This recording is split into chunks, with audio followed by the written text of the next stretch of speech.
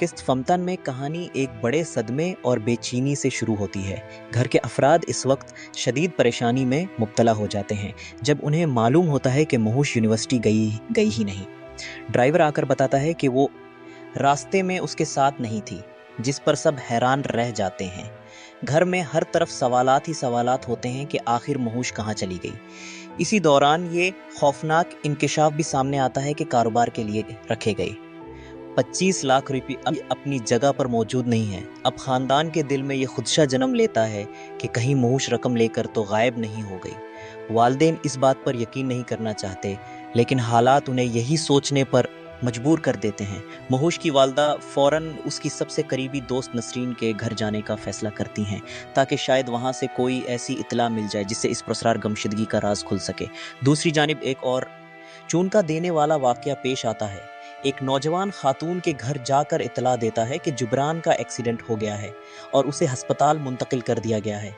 ये खबर सुनते ही घर में कहराम मच जाता है और सब लोग फौरी तौर पर हस्पताल रवाना हो जाते हैं। बाद में मालूम होता है कि ये हादसा सिर्फ एक बहाना था जिसके ज़रिए घर की ख़वातीन को घर से बाहर निकाला गया ताकि किसी और ख़तरनाक मंसूबे पर अमल किया जा सके। इस दौरान नसरीन भी परेशान होकर महूश के बारे में सोच रही होती है। वो बताती है कि महूश ने गुज़श्ता रात ही कहा था कि इसकी तबीयत ख़राब है और वो अगले दिन यूनिवर्सिटी नहीं जाएगी। अब जब ना वो घर पर है और ना यूनिवर्सिटी पहुंची तो नसरीन भी शदीद हैरत में मुब्तला हो जाती है। महूश के वालिद नसरीन को बताते हैं कि 25 लाख रुपए भी गायब हैं जो कारोबार के लिए रखवाए गए थे। ये सुनकर नसरीन के कदमों तले ज़मीन निकल जाती है, क्योंकि वो महूश को ऐसा कदम उठाने वाली लड़की नहीं समझती। इसे यकीन होता है कि ज़रूर कोई ना कोई राज है जिससे सब बेखबर हैं।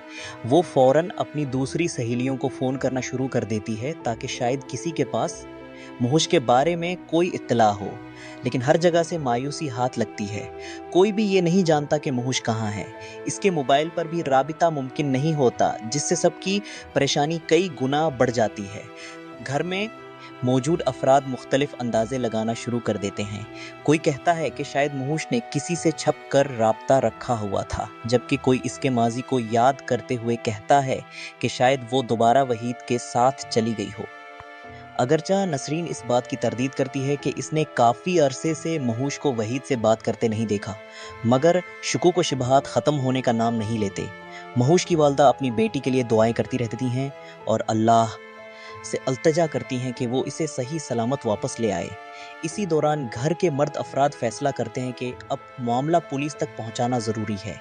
इब्तदा में वालिद इस बात से हिचकिचाते हैं क्योंकि उन्हें खौफ होता है कि पुलिस रिपोर्ट दर्ज होने से पूरे मोहल्ले में बदनामी फैल जाएगी, लेकिन उनका बेटा उन्हें समझाता है कि इज्जत से ज़्यादा अहम महूश की जान और इतनी बड़ी रकम है।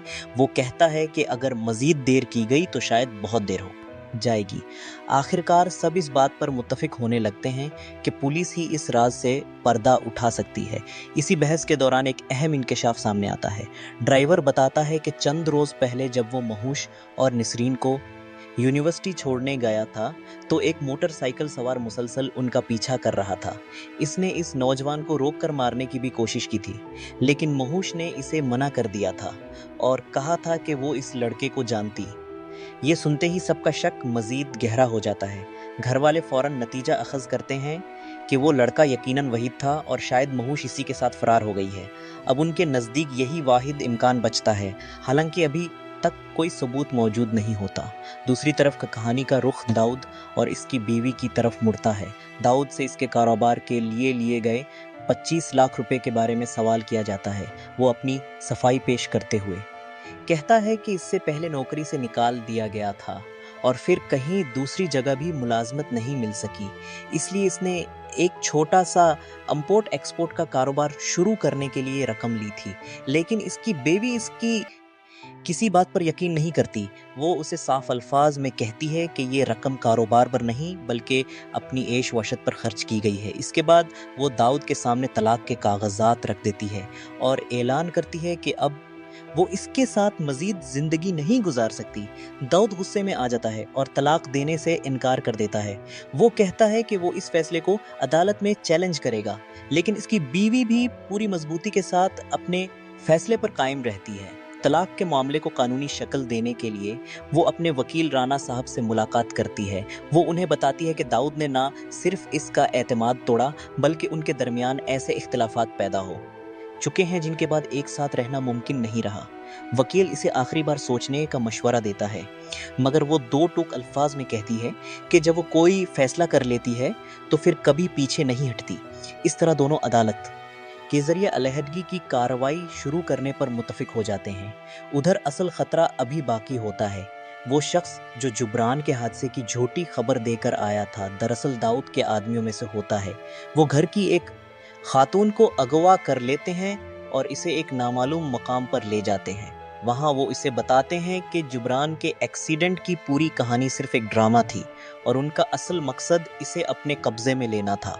اغوا ہونے والی خاتون شدید خوفزدہ ہو جاتی ہے جبکہ اغوا کار آپس میں بات کرتے ہوئے کہتے ہیں کہ اب انہیں اپنے سیٹ کو اس کامیابی کی خبر دینی چاہیے۔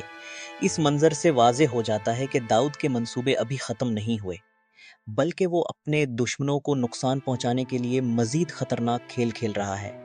واپس مہوش کے گھر میں ایک نئی بحث شروع ہوتی ہے۔ جبران مشورہ دیتا ہے کہ پولیس رپورٹ میں نسرین کا نام بھی شامل کیا جائے کیونکہ وہ مہوش کی سب سے قریبی دوست ہے اور ممکن ہے اسے حقیقت معلوم ہو، لیکن مہوش کے والد صرف شک کی بنیاد پر کسی بے گناہ لڑکی کو مشکل میں ڈالنے کے حق میں نہیں ہوتے۔ اس دوران ڈرائیور ایک اور اہم بات بتاتا ہے کہ اس نے گزشتہ شام بس اڈے پر ایک لڑکی دیکھی تھی جو بالکل مہوش جیسی لگ رہی تھی۔ اگرچہ وہ یقین سے کچھ نہیں کہہ سکتا لیکن اس اطلاع کے بعد سب کو امید کی ایک نئی کرن نظر آتی ہے۔